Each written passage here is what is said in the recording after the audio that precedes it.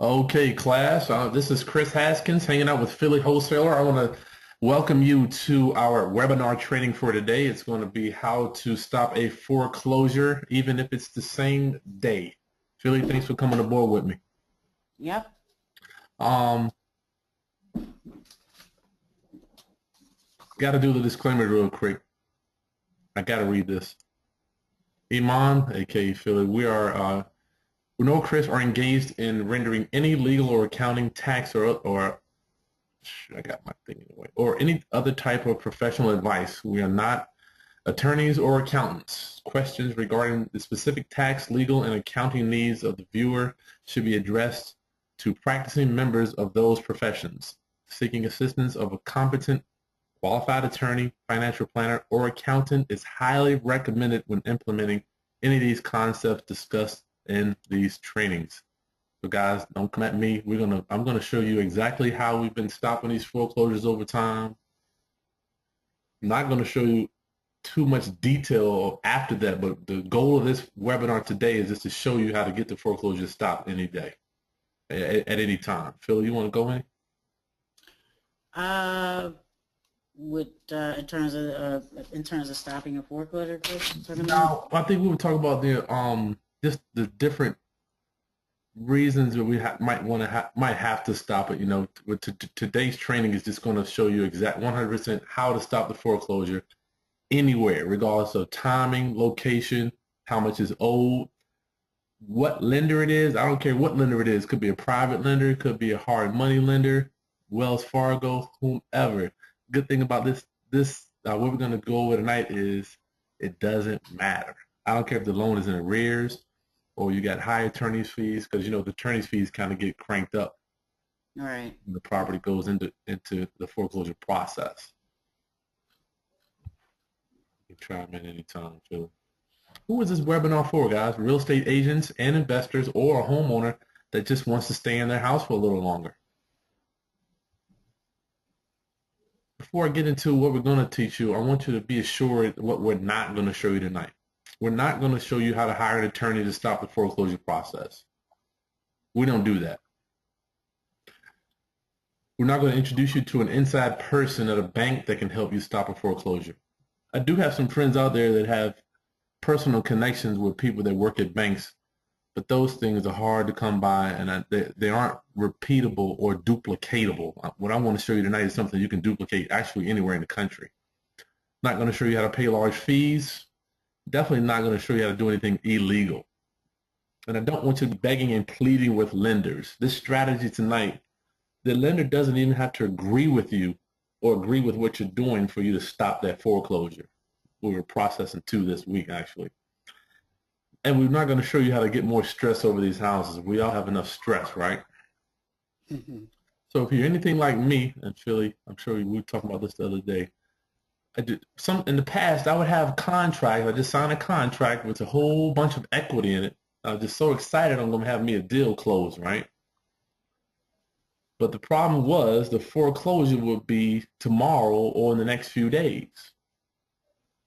So what do you do? If you've got a foreclosure pending, what are you going to do? My old options were, what I used to do was try to contact the bank and submit a purchase agreement to stop that foreclosure.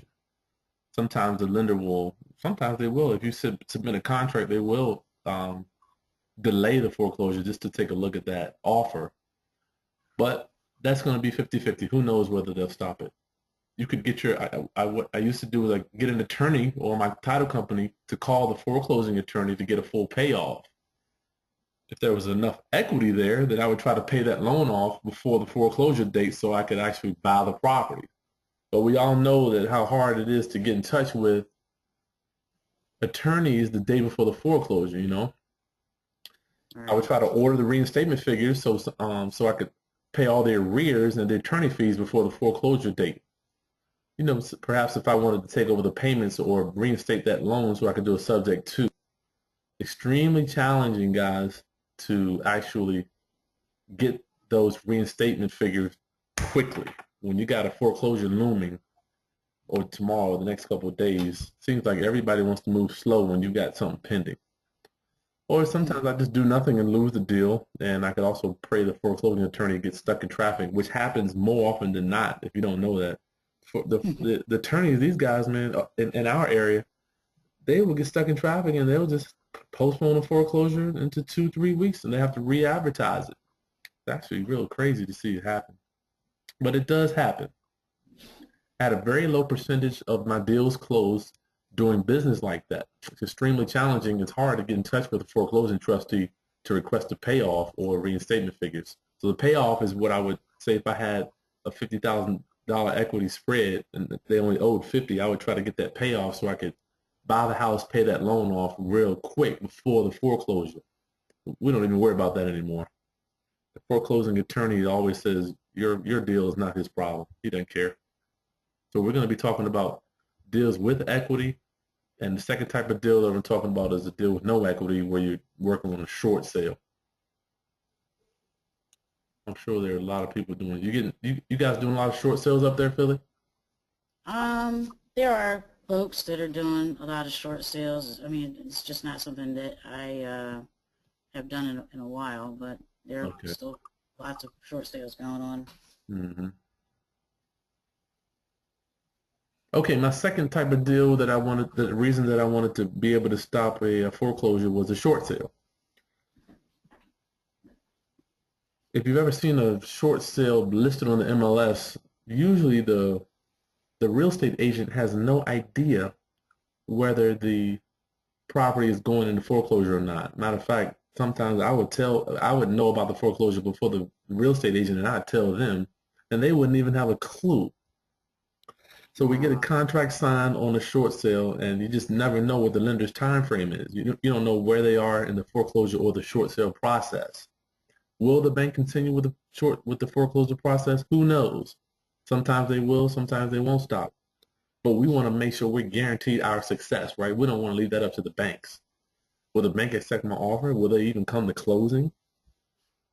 These are some of the questions that you have when you're dealing with these crazy short sales. Will they counter offer? Because you're submitting your offer that's below what the person owes, right? So who knows if the bank is going to approve that or not? And while you're waiting to close, they could be still processing that foreclosure. What I used to do is I try to call the bank and check on the status of my offer. Everybody knows that's crazy. Right? You can get your realtor to call the short sale department at the bank and get the status of your offer. You can try them. Realtors doing other things. Obviously, the short sale realtors don't actually have the time to push short sales through because they're dealing with their other faster paychecks.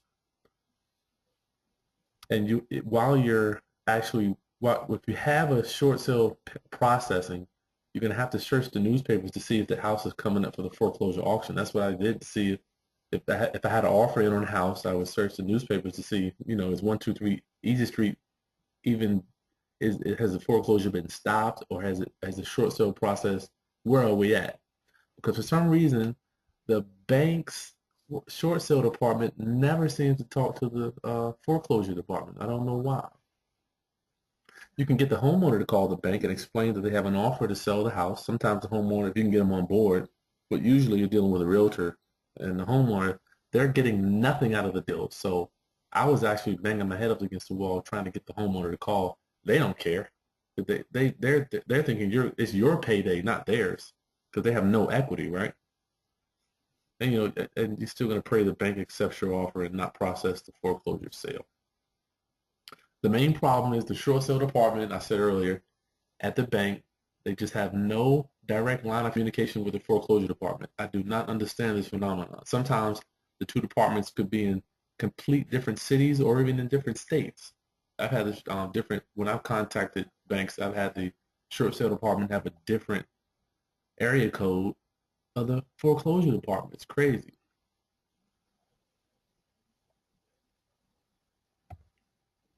Either way, the clock's ticking on your payday, right? Bank doesn't care about you getting paid. So I decided to get educated, guys. A couple years ago, let me move this down. Y'all can't see this, but I got this thing here. A couple years ago, I decided to get educated on how I can prevent my deals from going to the courthouse steps and getting foreclosed on. I asked around. I asked a whole bunch of people. You guys know how I am. Just like I asked for money.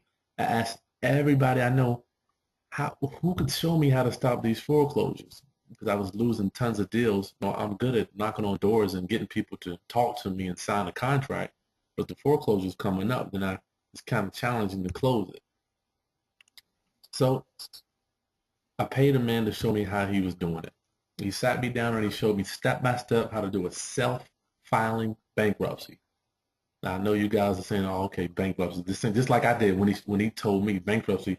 Nobody wants to deal with bankruptcy, but today I'm going to hopefully close that gap and show you bankruptcy is really it's just black ink on white paper. All you're going to do is take these documents down to the right person and show it to them.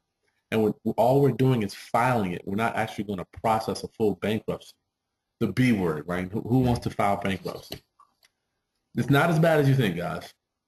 The good thing about this is the homeowner, they're already in foreclosure. They're already losing the house. So either way, they have to get out of the property, right? They're either in foreclosure status or their house is going to foreclosure. So their credit is already in the trash. Either way, they're losing the house. Will it go on my credit? Yes. And I don't know how that works with how many points and all that crap, but I let them deal with that. My main goal is when I'm talking to the homeowner, I'm like, listen, we can get this thing stopped. How much is it going to cost? The good thing about it is it costs $310 to stop a foreclosure. Is that just what? is that just in Virginia, Chris, or is that kind of standard, expectation everyone can have? Yes, that's a federal. This is a federal filing. It's not a state filing. Okay. Yep, it's federal filing. This is across. It was actually $280 up until last month. It just went up $30. Okay. But yeah, if you go, we're gonna go into the website and show you guys all that stuff, how you can see the fee, and it's nationwide. The good thing about this filing is it is federal, and every creditor has to abide by this federal mandate. Hmm. And don't get me talking like an attorney because I am not. I'm just Right. showing you what's worked for me. We're not attorneys. We don't give legal advice. We're merely using this as a tool to stop the foreclosure only. If they want to do a full bankruptcy, they will need to seek legal advice, which I don't know if there is an attorney online, but I don't do that stuff. The 3 simple steps to a self-filing bankruptcy, guys. 3 simple steps, and you're not going to get this the first time. It took me quite a while for me to understand how this thing works, and we're doing something called a Chapter 13 bankruptcy. There's several different ones, 7, 11, 13. I think there's a 15 and a 12. But the 13 is for creditors that have under $1 million in debt or something around that. But the Chapter 11 is for a debtor that has a lot of debt. All right, the first thing we're going to do is we're going to obtain a credit counseling certificate. It takes about an hour.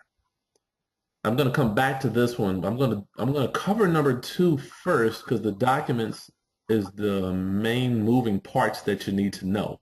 But that credit counseling certificate is something that the homeowner will have to get in order for them to file the document, file the bankruptcy. And I'm going to show you how to download the documents and submit them to the U.S. court clerk. And the clerk, she or he is they're probably a $10 an hour person that they work down there. All they do is accept files and they just stamp them. And you're going to obtain a bankruptcy case number. I'm going to show you exactly what that looks like because I've got one right here.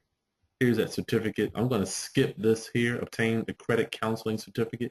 I'm going to come back to that because I want you to know why you need that. Okay, documents. All it is black ink on white paper, right?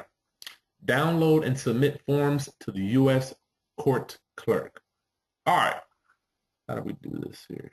We're going to start at uscourts.gov.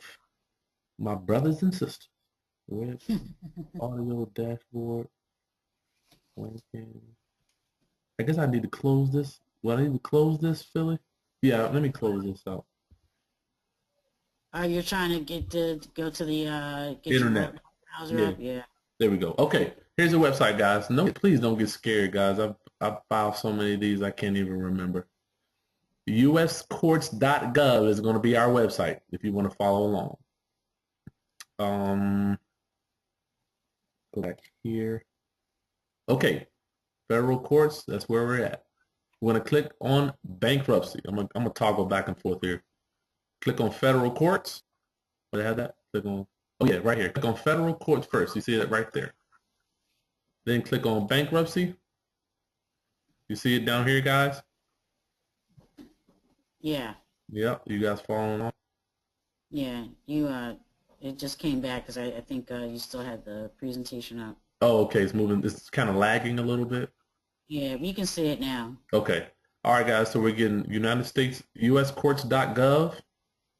Let me give you the thing here. You can take a snapshot. Federal courts, uscourts.gov. Federal courts, click bankruptcy, bankruptcy resources. Then we're going, our main thing is filing without an attorney. That's what we're looking to do.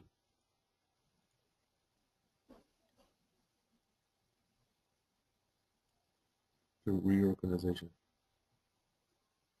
You got the, are you on the website now, Philly? You see it? No, I'm actually looking at it on Oh, your. you got your own thing. Okay. All right. Well, okay, cool. So we're gonna go bankruptcy. Then we're gonna go to, what was my next slide? Bankruptcy resources. Bankruptcy resources, guys. That's our next thing. And then scroll down till we see filing bankruptcy without an attorney. Bam, there it is. And it's so interesting that the attorneys do not want you to know this because they want you to come pay them. Right, right. So click, Chris, you click bankruptcy resources, and then, okay, now I see it. Scroll on down. Right. I'm going to show you. Yeah, I see it now.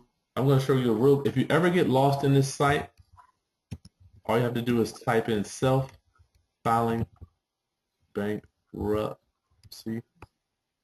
In the search Go box. to this, yeah, in the search box up there. Yep, go to your search box, just type in self-filing bankruptcy, hit go. If you ever get lost, guys, I know it's kind of be a lot at once. Click that, and this is going to take you right back there. Filing for bankruptcy without an attorney is going to take you right back over there. If you ever get lost, you can click right there. It'll take you right back there. That's what I used to do before I even found out that you can navigate through the site. All right, so bankruptcy resources is where we're at. First thing we want to do is find our document. Okay, click on official bankruptcy forms page. Oh, I'm sorry. I got to do filing for bankruptcy without an attorney first. We're filing for bankruptcy without an attorney. Scroll on down. You see official, there we go. Official bankruptcy forms page. You can click right there. This is so simple, guys. Simple, yet tedious. And you're going to have to replay this so you can just, man, you guys don't even have to call me anymore. You can just look at the webinar and just file your own bankruptcy. All right. Okay, now we're going to download our forms. What forms are we looking for? What forms are needed to file this thing? You can do this in any order, but I'm going to start here. B1, let me see if I can get this highlighter and do it, keep going. Highlighter.